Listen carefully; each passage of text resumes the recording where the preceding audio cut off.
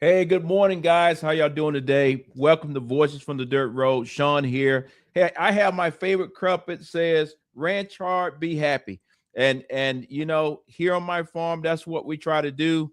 And as y'all guys know, what we do here on Voices from the Dirt Road, we try to bring you the facts, what's actually going on in the world of agriculture. And in addition to that, as y'all guys know, it's a whole lot of stuff going on. So let me just stop before I get to rattling off and say thank you. We just jumped on, and there's already about 20, 30 people watching us live. I know the number's going to grow, but let me also kind of give you a little bit of an idea what this show is going to be about today. One, the podcast is up and running, so please go to your podcast and look at us there and all those kind of things.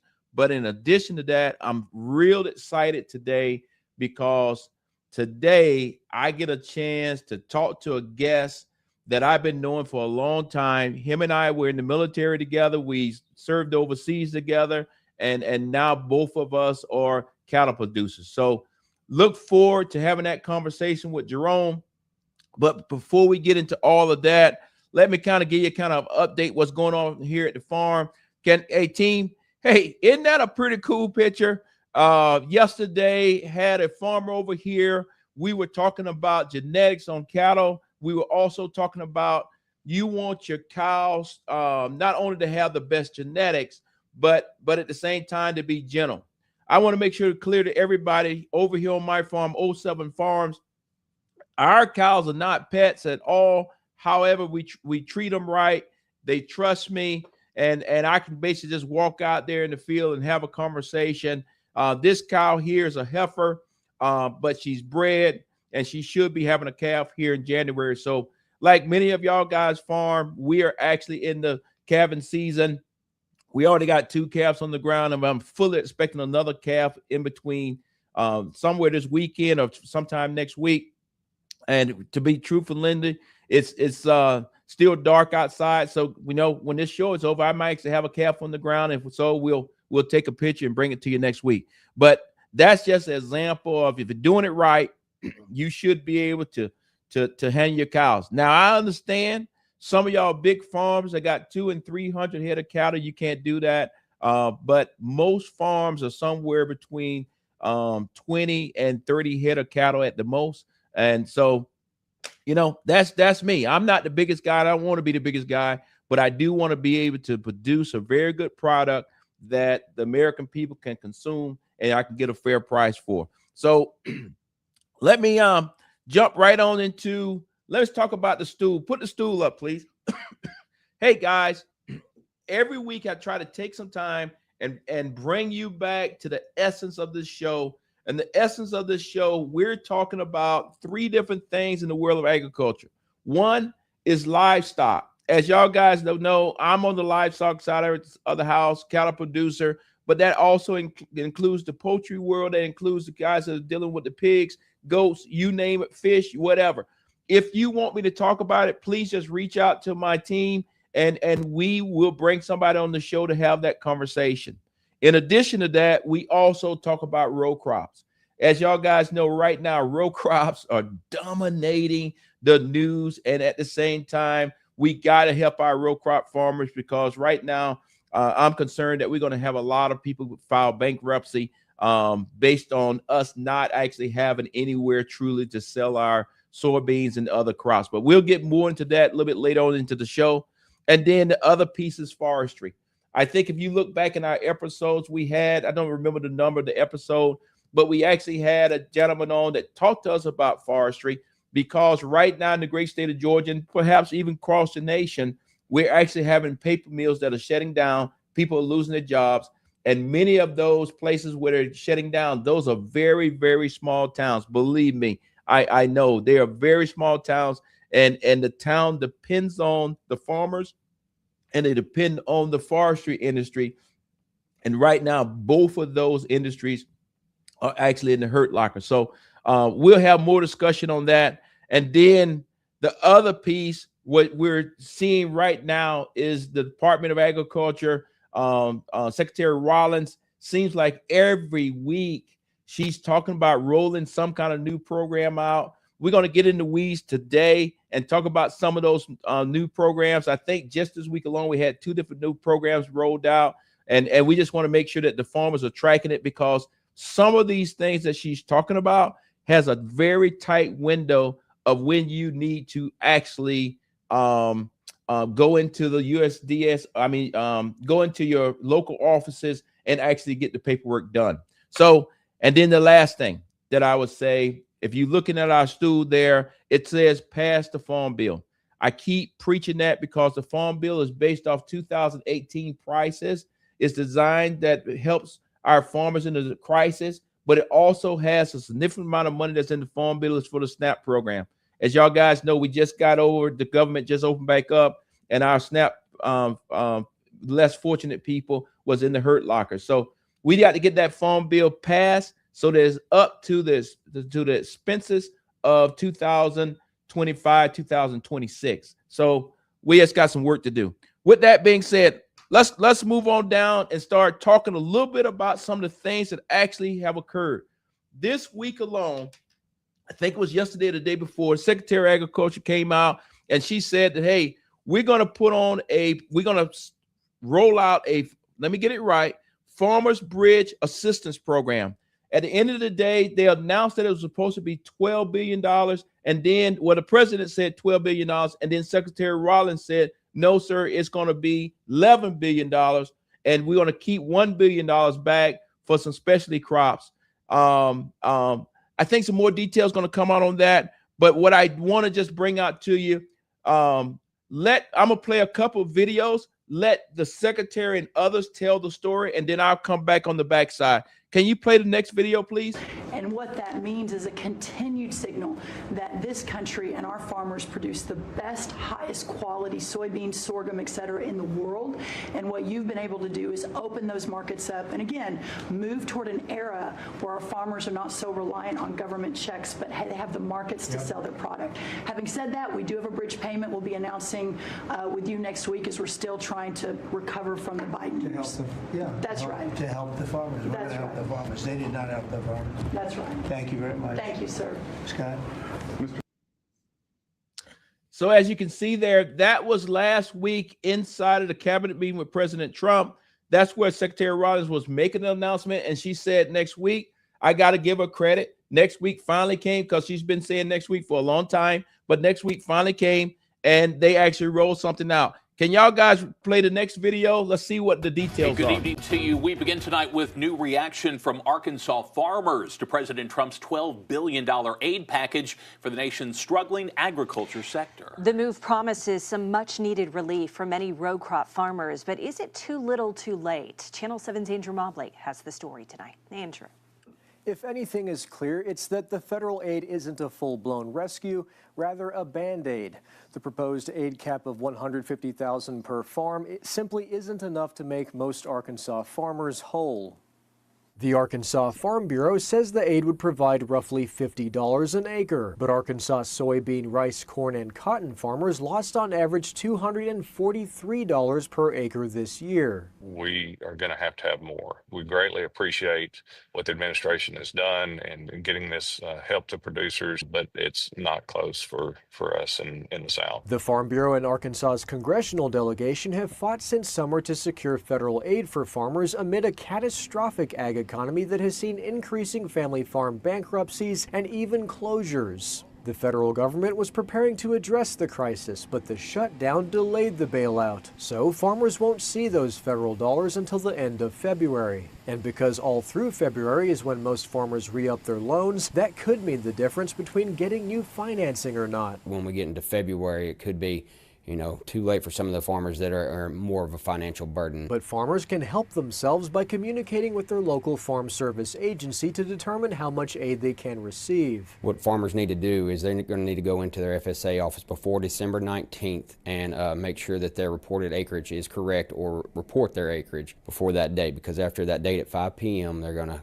cut that off and start preparing for or getting the data collected so that they can come up with the rates that the farmers will receive for their individual crops. If we know the numbers that are coming, the lenders at least have the ability to put those numbers on the repayment worksheet to allow them to finance those producers, knowing that there's some more money coming. But what's the long-term solution to the farm crisis? Sky-high input costs need to be addressed, as well as foreign trading partners that are playing dirty and costing Arkansas markets for its crops. Long-term solution is hold our trading partners accountable to get some of our markets back. Well, as y'all guys can see there, we got a couple things going on. One, the markets are not where they need to be. We're not 100% sure if China's going to continue to keep buying soybeans. We're being told that they are, but they're not buying them at the rate that they're agreed upon. So a lot of work needs to be done there. But in addition to that, the short fight for us right now as farmers is making sure that you get into the office, get your paperwork done, get everything checked, because I want you to make sure that you take the time and look at the calendar. December 19th, which is next Friday, is the last day for you to go in and get your paperwork together. So I want to say it, and I've said many, many times during this show, today, this Friday, call the office, go up to your local FSA office or NRCS office, and actually go in there and sit down and have the conversation. Say, hey, is my paperwork together? Do you need any more documentation from me? Because what I would tell you that concerns me is, just like the government shut down before, I'm concerned that the government's going to shut down again on January 30th in behind healthcare, and the farmers still going to be caught out there. So you need to make sure that you got everything done. Don't wait till the last minute and walk in there on Friday at 4 o'clock in the afternoon next Friday, when everything has to be in by 5 o'clock. But we'll talk more about that here in the future. And now I just want to play one more video, because this video is the video that I thought was the best one that I saw all week. This gentleman's going to tell you 4 things that you need to do. I want you to write these things down, or when the show is over today, skip everything that I said and just go right to this. And if you do these things, I think you're going to be okay. Because I would tell you, as soon as I finish this show today and our office open up, I'm calling up there and talking to the people for myself, because it's a new program that's rolling out that pertains to my farm. So with that, please play that video of the 4 things that our farmers need to do. Hey everybody, the USDA announced the Farmers Bridge Assistance Program this week. There are 4 critical things you need to know. Number 1, get to the FSA office before December 19th at 5 p.m. Eastern Time to verify and ensure that your acreage that you certified in 2025 for row crops was accurate. Number 2, the payments will be distributed on February the 28th of 2026. Number 3, the payment limitations per entity is $155,000. Number 4, your lender will likely want to use these to pay off any remaining debt you have from 2025 crop. So be prepared to use that when you go talk to your lender for your 2026 operating loan. All right, remember, hope is not a farm financial management strategy. Good luck. Yeah, he was right. Hope is not how you do business. You gotta get out there, go and talk to the people, sit down, let's get everything figured out. And like I said, please don't wait to the last minute. I know people getting the crops in. I know a lot of things are going on, but today, this Friday, call, get an appointment, go up. And the reason why I say call and get an appointment, because I think a lot of farmers are going to be going in there. And as y'all guys know, it's only like 3 or 4 people that works in those offices. So they can't handle everybody at the same time. So you'll probably end up getting an appointment and just go up and get your paperwork turned in, and we'll kind of go from there. Hey, one of the things I always want to talk about, I want to say thank you. We roughly got about 300-400 people watching us right now. So I want to say thank you to those guys getting out of bed early. In addition to that, I also want to say, hey, please, when we finish this particular show, this is the one show that I ask you to share with everybody, because so much great information is going to be built into this one. We just want to make sure that everybody gets it, because I don't want to see people get the next Friday on any point of view of when it comes to the level of farming that you're doing, and you miss out on opportunities. One other area I just want to touch on real quick is the SNAP program. We don't have a video for the SNAP program. At least I don't think so. Maybe my staff do or not. But I just want to let you know it has been some changes in the SNAP program across the board. And those changes are on the, I didn't know you could buy junk food in the first place, but apparently it's been some restrictions that have been put on when it comes to junk food. Staff, do we have a video or not? If we don't worry about it. But at the end of the day, I just wanted to make sure that everybody understands that perhaps next week or the week after, we'll get more information on these changes. I know the last time we talked about it in a couple of episodes back, Secretary Rollins had said that everybody had to requalify to make sure we get corruption out of the system. What concerns me with that is it enough people that work in the SNAP program offices that can actually take care of the millions and millions and millions and millions of people that are on SNAP. So I know here right in my area of Georgia is 141,000 people that are dependent on SNAP. So I don't know if we can get all those people certified again. So we'll talk a little bit more about that in the next couple of weeks. Let's move on to soybeans. As y'all guys know, soybeans row crop has been in the news and it will not go away. Things are not going well with China. We don't have markets, and the reason why we actually getting this buyout or bailout or subsidy check, whatever you want to call the money that the farmer's supposed to be getting, is 100% because of our soybean farmers, our corn, and cotton, and on, because we don't actually have good markets anymore. We're not going to get into the reason why, but at the end of the day, we're in the hurt lock and we got to get this thing figured out. So can you go on to play the first video when we're talking about soybeans, please? Happening right now at the White House, President Trump is hosting a roundtable discussion with farmers. He announced a new $12 billion aid package to help farmers who are struggling because of his trade war with China. Joining us, Arkansas soybean farmer Scott Brown. Scott, really good to have you. Thanks for being here. Thanks for having me, Katie. $12 billion. How's that sound to you? Well, I appreciate the help, but it's a far cry from what we need. Just the loss in corn this year with a record crop was over 16 billion. The loss in soybeans at production is around 11 billion. That doesn't count cotton and rice, which are even bigger losses than that. So this $12 billion is not going to make up for this 1 year. I mean, say China goes back to buying soybeans and other crops as they were buying before this trade war. Is $12 billion not enough to bridge that gap? Probably not. You've got a lot of boys that's got $400,000 to $700,000 worth of rollover debt that's eat their equity up in the last 2.5 years. They don't have anywhere to go. They don't have anything to do. And you've got guys that are not going to take that ground. So if you don't make everybody whole and let everybody stand on their own 2 feet and get off this hamster wheel of government aid, which is what we all want. The taxpayer wants it. We want it. Everybody wants it.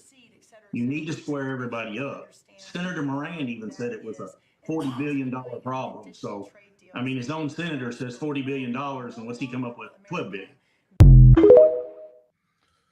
Well, as y'all guys can see there, like the farmers are saying, everybody's happy that something's coming, but the 12 billion or really the 11 billion will not make everybody whole. And that's why I'm saying to you, as our fellow farmers, fellow ranchers across the board, you need to get into the FSA office, have that conversation, because what concerns me is every farmer is not going to be able to be whole. And you and your lender need to know that. And I think if you receive this money, I believe most of this money will probably go to pay your past bills. We're going to talk a little bit about that, if not in this show, somewhere in the future, because I every time we get these types stimulus checks or buyouts, whatever you want to call them, I'm always concerned: are we helping the farmers or are we helping the fertilizer companies and everything else, the inputs, because the inputs are the things that are extremely high. And are those guys watching that money and then they up their prices again because they know money is being infused into the farming community? But you know, I think it was last week or the week before, Secretary of Treasury Bassett, I think he said he was a sort of soybean farmer. I doubt that. I don't think he ever even been in a soybean field. But look, you know, at least he's trying to get us some money. So let's see. Can you play the next video for me, please? As President Trump shifts his focus to affordability, he has announced a lifeline for American farmers who've been hurt directly by his trade policies. The president now planning to use revenue from tariffs to pay for a $12 billion bailout for farmers. The White House says it will provide much needed relief for farmers as they get this year's harvest to market and look ahead to next year. Joining me for more on this is Caleb Ragland, American Soybean Association president and Kentucky farmer. Caleb, great to have you with us. Thanks for joining us. Good to be here. The president said the key, we know that a key reason why so many soybean farmers like yourself are hurting is because the #1 buyer of American soybeans, China, stopped buying those soybeans during this trade war with the U.S. What's your reaction to this bailout? Is it a Band-Aid for a problem that really shouldn't exist in the first place? Well, we certainly have a problem. We're appreciative of this economic bridge that has been announced, but the problem is much bigger than the hole that this will cover. It's kind of is a Band-Aid on a wound, as you mentioned. This will probably cover about a quarter of the $109 loss that soybean farmers are going to average this year on their crop. And we certainly are struggling from the loss of the China market there for several months. They do consume 61% of all soy consumption worldwide and have been about 25% of the market for American soybeans in recent years. Soybeans are our #1 export. They're a major part of the economy in rural America. But what we need now is market-based solutions to give us opportunity to increase demand, both domestically and abroad. We have great opportunities now with biofuels that the administration could help with here in the short term that would give us a boost, renewing the renewable volume obligations. All they lack is final approval from the administration and final approval of the 45Z tax credit. That would help us immediately with biofuels here at home. As farmers, we want a level playing field and the opportunity to make a living from the market and not need there to be government aid to fulfill shortfalls. But I will be clear, the shortfall right now is real and it's large, and farm families are hurting, and we're going to lose many farms if we don't find a way to improve the economic viability of our industry. As you say, the shortfall is very real. We know that China did agree to start rebuying soybeans as part of that framework trade deal. Talk to us about how much they've purchased so far. Is it close to at all what they committed to buy? It looks, according to USDA data, like they're still falling well short of the pledge that they made as part of that deal with the president. Well, from the numbers that I'm aware of, we're under 3 million metric tons out of the 12 that were promised by the end of December. So we've got a long ways to go and a short time to get there. And that's commitments. It's not deliveries yet as well. So when we can really celebrate is when we get soybeans delivered in China and get paid for them. But we need to make sure that they follow through on the agreements and do it in a timely manner. We don't need to kick the can down the road because our farmers need opportunities in the market and they need cash flow because the cost of production that we're dealing with are higher than ever. And with the current prices, we're just not in a economically sustainable situation. And we need market-based solutions. As I said earlier, we need the market to have strong demand, both domestically and abroad. And that's what we're working for every day. But we need a level playing field to accomplish that. And American farmers are the best in the world. We're going to be doing a great job producing, but we need to make sure that we don't have obstacles that make us uncompetitive in the world market for trade, and make sure that we have reasonable regulations and rules so that we can be prosperous here at home as well. Caleb Ragland, I really appreciate your time and giving us your perspective on all this. Thanks so much. You're welcome. Take care. Yeah, he said it perfectly. You know, right now, the exact numbers he said, 61% of the world market when it comes to soybean is actually going to China. 25% of the United States soybean sales go to China. And then on top of that, right now, China is what they agreed to. They're not actually buying. And I thought something he said that was very significant. Just because you commit doesn't mean that you get a paycheck. It's only until the soybeans are delivered and they're on the ground is when that money flows back. And the question is, when are these things going to happen? And I'm truly concerned that if our farmers are going to be in the hurt locker, and that's why the government is trying to give a bridging strategy right now that they just pushed out. Can you go on and play the next video, and we'll continue this conversation on the backside of it.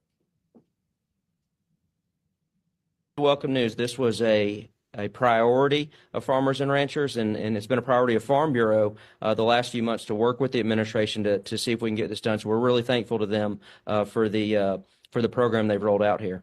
Well, let me ask you this. Of course, the big question, is this enough to help offset the financial strains that farmers have been facing this year? Well, as I said, it's welcome news, but we've got some work yet to do. There's estimates across our 9 major row crops of damage north of 30 billion, and so this 12 billion, this is a great news. But as mentioned from some of our congressional leaders, we saw Chairman Bozeman, Chairman Thompson mention there's more work to be done. That was mentioned in some of the announcements as well. So we'll work on this program. We'll wait for the details of this. We're very thankful for it, but there's a lot of work yet to do because it's a serious situation out in farm country. Yeah, I think I wanted to make sure that I got Farm Bureau in there. You know, Farm Bureau is one of the organizations out front that's fighting for our farmers, and I appreciate that. I'm a member of Farm Bureau, but I think he said it best, is that he said the 12 billion, but I want to make sure everybody understand it's actually 11 billion because 1 billion is actually held back. We still don't really know what that 1 billion is for, but he made it very clear that, and I want to look down here on my piece of paper, that the losses are well past $30 billion. So that's why I'm keep saying to my fellow farmers and brothers and sisters, get up there to that FSA office today. So get your paperwork in, because it is not enough money coming out at this point to make everybody whole. And I don't want you to miss out and not be one of the ones that actually get some money because you just didn't get your paperwork turned in. So if you take nothing else from this show, let's put a little bit of urgency into it and get it done between today and next Friday. And I want to play this next video, but before we play this next video, because I'm here in Georgia, I want to make sure you heard me. We talked about what's happening in Arkansas. We talked about what's happening all over the world, but I wanted to bring it right back here to Georgia because this is where the show is being produced. This is where I live. And I'm not sure if y'all guys know my background. I was raised on a dirt road. So that's why we actually call the show Voices from the Dirt Road. So I wanted to make sure that in this episode, we come back and talk about what is actually happening here in Georgia. So team, can you play that video where it talks about Georgia and our farmers? At a 1980s type farm crisis, if this trend continues. This is being framed as a lifeline for farm families. Farmers I spoke with wouldn't go on camera. They say they're still unsure how to feel as uncertainty still hangs over the industry. From corn in South Georgia to cotton across the plains, agriculture fuels 1 in 7 Georgia jobs. Now billions in federal dollars are headed to farmers. Money state leaders say is overdue. Where a lot of our farm families have run out of equity. They've run out of ways to stretch that dollar thin. Georgia's Ag Commissioner Tyler Harper stresses urgency. Input costs keep climbing.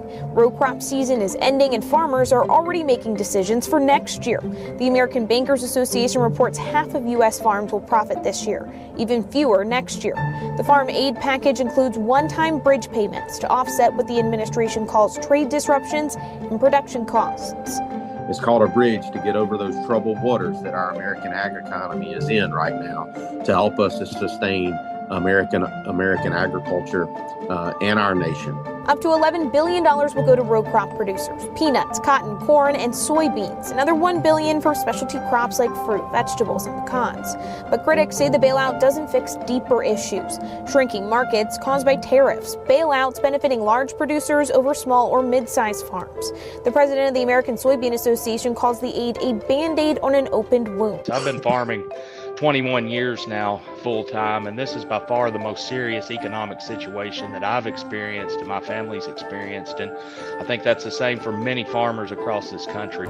Payments could start by late February. For now, the state says make sure to update your 2025 acreage report to qualify. In Atlanta, I'm Abby Kasouris. You know, and thank you for that, team. I wanted to make sure as I closed out this part of the show that I brought it back home here to Georgia. We're talking to all the farmers across the United States, but you know, when they start talking about peanuts, soybeans, and soybeans and cotton, those are row crops that dominate Georgia. If you noticed in there, our Secretary of Agriculture was on there, Tyler. And what I would say is this: everybody agrees that this is just a Band-Aid. This is not a real solution, and we got a lot more work to do.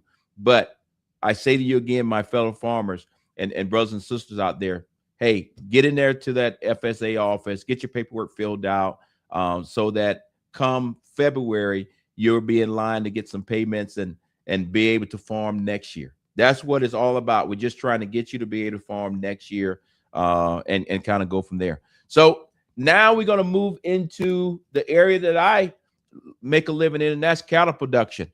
The cattle production side of the house, or livestock side of the house, actually got a new program also. Next week, we're going to put a lot more emphasis onto it, but it's regenerative ag. That is where you focus on the soil and all of those kind of things, rotating your cows and whatever. But that program also rolled out, I think it was just yesterday or the day before, but we still got to get some more details on it. I will tell you today, like I said, I'm not in the row crop side of it, but I will be going up to my local NRCS office today and just having that conversation. Says, hey, do I need to do anything else for my farm? So really this week, those offices are going to be very, very busy, because now 2 programs have been rolled out by the USDA, and we kind of go from there. So can you play the video that talks about that, please? Be clear, to rebuild the lowest beef herd in 75 years is right now will take a little bit of time. You think about the last administration, they had a war on American agriculture. They thought that cows created climate change. They didn't want big herds, and the cost of inputs were skyrocketing.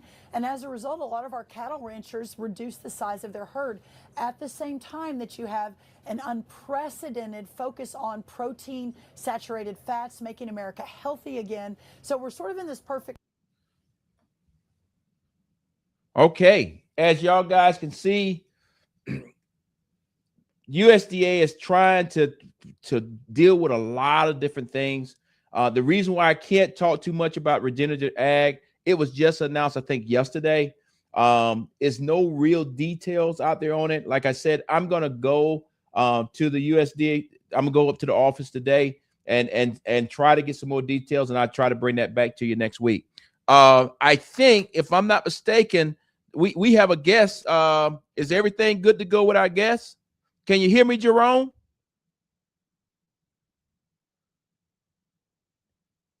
Can you hear me? All right. It doesn't look like Jerome can hear me. Team, try to help him get his stuff on there. But let me just tell you a little bit about Jerome. Jerome is just not Jerome. His first name is Jerome. Jerome and I were in the military together. We spent many years together in different units and all this thing, but we've been knowing each other for many, many years.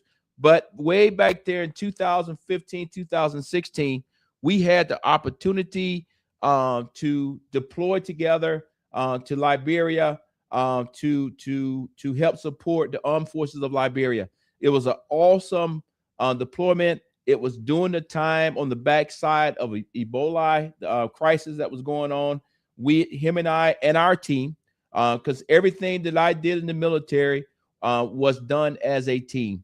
I never like to take credit for to say, okay, Shawn, you did all these great things. What I did as a senior leader was built incredible teams. And those teams, we all worked together to go do whatever the American people wanted us to do. And Jerome was my command sergeant major. If you don't understand that, that's the highest ranking out there on the NCO side of the house. And Jerome was the guy that was with me to help me lead this team through that experience. So, Jerome, do we have you now? You got me, sir. How are you this morning? Man, look. It I just want to let the audience know that this is our 12th, 13th show. I don't remember anymore, but this particular show here is probably the one that means the most to me, because this time I'm actually talking to my battle buddy. I'm talking to somebody that spent their time taking care of senior officers like me, and at the same time giving us hard, crucial, unfiltered advice. And that's what you did for me when we was over there in Liberia. But we're not talking about our deployment in Liberia. We're talking about, hey, you're a cattle producer now, right? Can you tell us about that? Yes, sir. Hey, I've been operating now for about 5 years after I got out of the military, working about a 50 herd mama cow herd of Res Angus. So I'm running a cow-calf production, also a stocker production, and pretty much now what I'm doing is working on pedigree, trying to raise the best beef that I can raise for the American people. Outstanding. And Sergeant Major, how many years did you do in the military? 34 years. 34 years, and last year I spent with you, which was an eye-opening experience, like you probably talked about, us sitting around the table over in Liberia, both coming from the dirt road, growing up on farms, and talking about what we want to do when we got out. And one of the things that we both said we wanted to do was farm. I know you had a farm down in Georgia and mine was in Mississippi, but we're neighbors, and we started putting together our operation plans on what we wanted our farms to look like, and now I can see that coming to fruition. You know, Sergeant Major, every time I think about the deployment to Liberia, you know, it's awesome people that we work with over there, but when I think about it, I think about after we finished doing all that military stuff, we went back in my apartment or your apartment and rolled our sleeves up and start saying, well, how do you actually start a cow-calf operation or a cattle farm? Where are we going to get the money from? I remember us Googling NRCS or USDA office and trying to see, well, is it any programs for veterans and all those kind of things? And now, years later, now we're both retired, but we both live in our dream.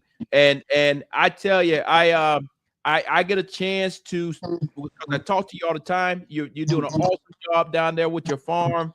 And you say you're running about 50 head of cattle, like Angus right now. Correct. And now, can you, are other farmers or other veterans coming to you asking you questions? Because that's kind of what we're talking about today. I network with a few veterans as I go around, go to a few different trade shows and different things, talking to veterans. In my area, I don't have particularly too many veteran farmers, but I'm trying to pave the way for the veterans that I do know to get into farming, because it is a great avenue for relief, and it gives, like I said, gives us a purpose to go. The key thing I'd say about farming is that you and I are both had a foot up because we had property. So the veterans that are coming out of the military, I would say it's very important that as they start to transition, to start looking for land, if farming and ranching is something they want to do, because the price of land is going up. And so it's hard to get in if you have not already made that plan. Yeah, you're exactly right. If first of all, if you don't actually have a plan, and then two, to get into agriculture, you just can't wake up in the morning and say, I want to jump in, unless you're a multimillionaire or something. Most veterans are not, but most veterans are also outstanding planners. So I'm convinced that a conversation like this, you and I as veterans, can encourage others. And what I'm understanding is over 300,000 veterans that are farming right now in the United States. Now, all of those veterans are not like you and I who just recently got out of the military in the last 5 to 10 years. Some of them were veterans that came back from different wars before us. My understanding, the average age of a farmer now is 59 years old. What concerns me at Sergeant Major is just what you said. It's hard to get into farming because the inputs are high, land prices are high. But what I will say is this, as a veteran, I think I speak for you too, we like doing things that are actually hard. It gives us purpose. And I think so many of our veterans need purpose so that they actually can get up in the morning and say, okay, I got something to do.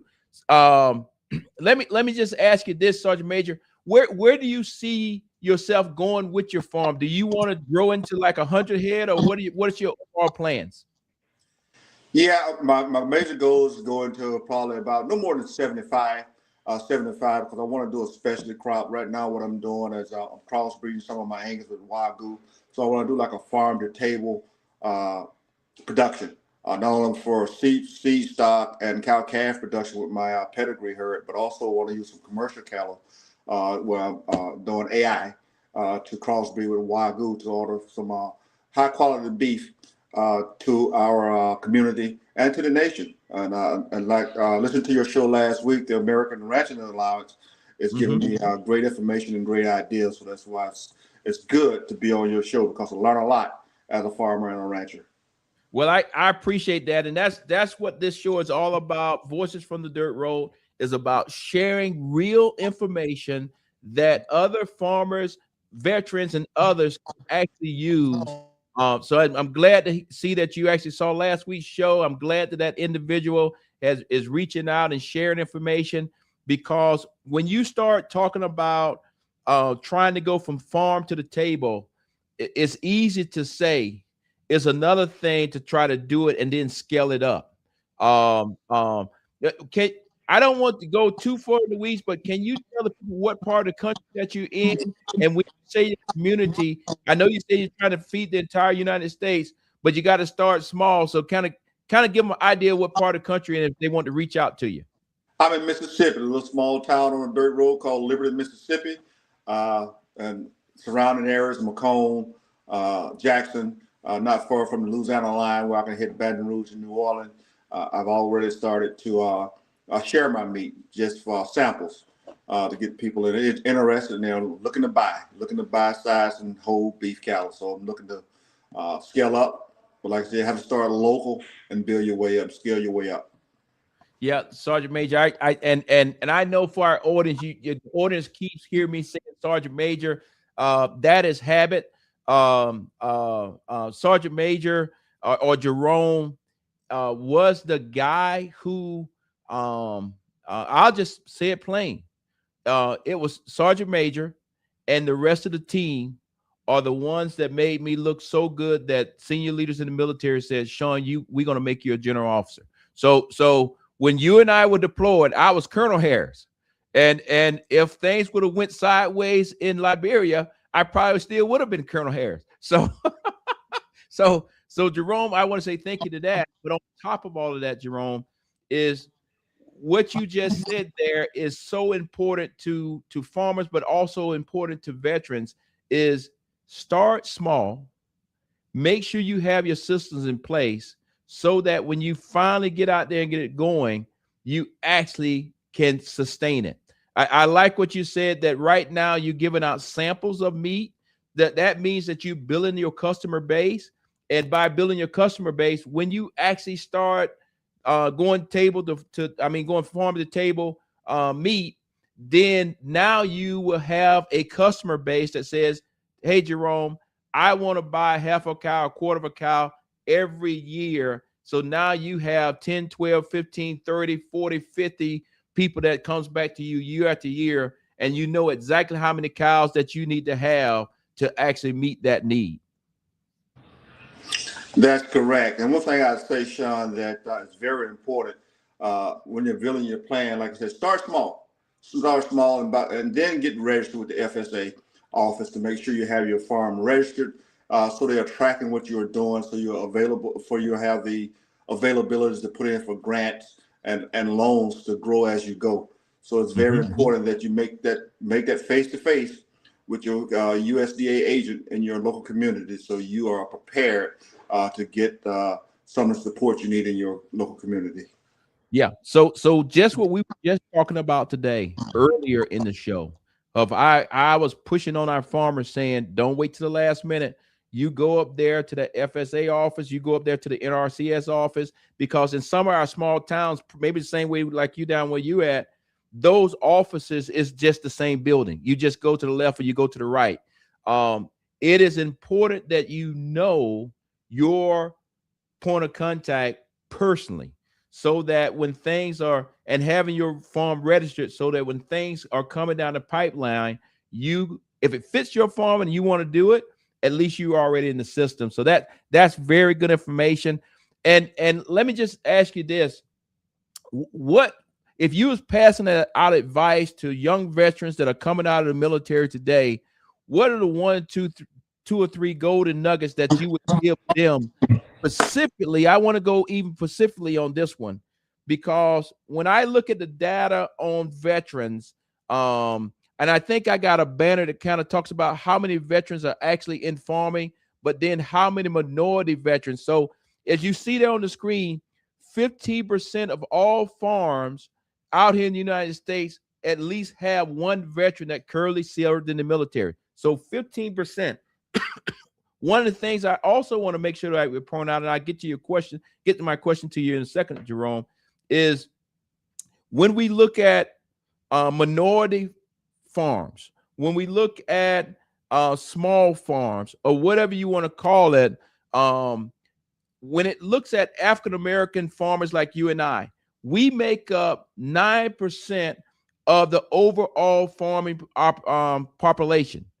But we also make up 18% of the black farmers actually have served in the military. I think that is very significant, that when people are getting out the military and they trying to think about farming, especially as a veteran, they should be able to find a mentor that can help them navigate this thing. So can you speak to that in a little bit, or give them some golden nuggets as they transition out of the military of what the one or two things they need to be doing to be a successful farmer, cattle farmer, whatever type farmer they want to be? Like you said, Shawn, if you had never been in a farming, like I said, you and I both grew up on farms, but if you haven't grew up on a farm, first do your research. Do your research and find out exactly what you want to do, because you want to do one thing great, and then the other couple of things you can add on as you go. And finding that mentor, someone that's been in the business that can help you and show you how to go, because mistakes cost money. Mistakes cost money. When you're starting out early, you want to minimize your mistakes, so you can continue to grow in your mission. And like I said, you got to have determination, because it's hard work. So you have to have your mindset. If this is something I want to do, and just like in the military, it's a mission. You start at plan A and you phase it in where you want to be in your 3 to 5 year plan, and you just work your plan. Like in a successful mission, you have to plan it and be able to visualize it and see it. But like I said, a mentor is a great person to have, and I'm glad to say that you were my mentor in helping me refocus my plan and put it in place. Well, I tell you, Sergeant Major, I think you're confused. I consider you my mentor, because I did some more years after you got out, but I was watching what you're doing, and I said, "Well, damn, it worked." So with that, it's one thing to put something on a piece of paper. It always looks good on paper, but it's another thing to say, "Wait a minute, it's actually working." So I want to thank you for taking the plan, going out, doing it, and it motivated me on my way out to say, okay, it's working. I'm going to do it. The other thing I just want to say to our fellow veterans is this: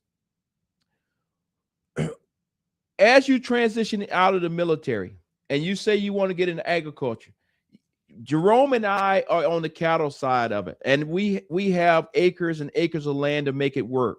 However, one of the things that I noticed when I was doing my transition, I could have went into some programs that they have for veterans. I think it's called veterans to farmers, or whatever it was called. But inside of those programs, you could go to California and they would teach you how to grow vegetables in a warehouse. So don't put yourself in a situation where you just laser focus that I got to have 50, 60, 200 acres of land, where versus you may actually be a farmer that produces vegetables for your community in a major city like Atlanta or wherever. So just kind of think through that. And then on the last thing I would actually say to our veterans is this. And we have a video. We don't have it today, but I've seen it in other places. And if my team could find it, if you can't, that's fine. But I love this video where they actually show the farmer is on his tractor and he's picking peanuts. And the narrative is this: when others have told you that you shouldn't be farming, you do it anyway. I think when you get into agriculture, you have to think through those things and say it's going to be a lot of naysayers out there. It's going to be a lot of people that's going to say it's going to be hard. It's going to be a lot of people going to say you're going to go broke and you're not going to make any money. But guess what? If everybody, Sergeant Major, didn't get in it, then how are we going to feed? I'm not going to say how we're going to feed the world. How the hell are we going to feed ourselves? So somebody has to come out here in the real world and work hard. And I'm the first guy to say that I think our veterans are perfect for the world of agriculture because they have already had 20 years of fighting in wars and different things. So they built for tough times. They built for the stress. And at the same time, they know how to keep getting up every day and going out and working hard. So with that said, I'm not sure that could my team, can somebody put it in the notes? Could y'all find that video or not? If not, that's okay. Don't sweat it. We don't want any gremlins this morning. But Sergeant Major, I just want to let you know I hadn't said it all show. I think I said it in the very beginning that it was like 200-300 people watching. Right now, Sergeant Major, you almost got, matter of fact, you got 1,200 people watching you right now, Sergeant Major. And I just want to let you know, thank you, because people don't come to this show to see. They come to this show based on who we actually has as the guests. So again, I want to thank you for your service. I want to thank you for your leadership when you was in the military. I also want to thank you for your support you gave me as we were in Liberia, the support you gave me prior to us going to Liberia. And I also want to thank you for your leadership when we were picking the individuals to go on that team with us, because I'll go to my grave saying that was one of the best teams that I ever had the opportunity to lead, because each one of those people were experts in their area. And now when we look back at Liberia, or at least the military side of the house, they are doing great things based on our team and the teams that went before us. And it's one of the few areas that we can look back, and at least I can look back and say, hey, what we did is actually working, and I'm proud of that. So, Sergeant Major, I want to I know people saying, well, that Shawn Harris really likes Sergeant Major, but that is the truth, is that you were that individual that supported me when I had the uniform on, and you were that individual that as I was transitioning out and people were asking me, what do I want to do? Because you were already out there doing it, I raised my hand in the transitional class and said, you know what, guys, I just want to be a cattle farmer. And believe me, when I raised my hand and said that, it was several people in the room said, are you crazy? What are you doing? You're supposed to stay in DC and fly all over the world and do other things. No, I was supposed to come back here to Georgia and finally get a chance to do my dream, which was being a cattle farmer and have something that my grandkids can actually say, hey, grandpa stood up and did something for the country and got something out there. So with that, Jerome, is anything else you want to say this morning to our audience?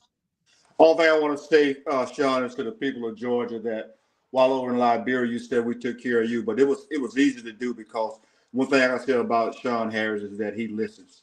He listens to the advice and he listens to the people that are around him. And I know you're doing a lot of different things going on. You're in the election period now. And what I would say is that, hey, Shawn Harris listens and he acts on what the people are saying. So, hey, Shawn, if I was in Georgia, like I say, as a veteran, you would have my vote. Hey, Jerome, thanks. Appreciate it, man. Hey, and everybody out there, thank y'all guys for listening in. Right now, we roughly got 1,247, and the number keeps going up and up. Somebody says, good morning from Calhoun, Georgia. I see you. So I just want to say hi to everybody. I want to say thank you to everybody. And the other thing I want to say is this. Make sure that as soon as we get off this thing and 9 o'clock gets here, call the FSA office, call the NRCS office, go up there, get an appointment, and go up and sit down and make sure that you got your paperwork together, because next Friday on the 19th, I think by 5 o'clock, you got to have everything in if you plan to get any of these benefits that the Secretary of Agriculture just pushed out. So don't be the person that missed out because you were doing something that you probably shouldn't have been doing. So with that, hey guys, let's have a great day. If you see me out and about, stop me and say hi. Have a good one. Bye-bye. Oh,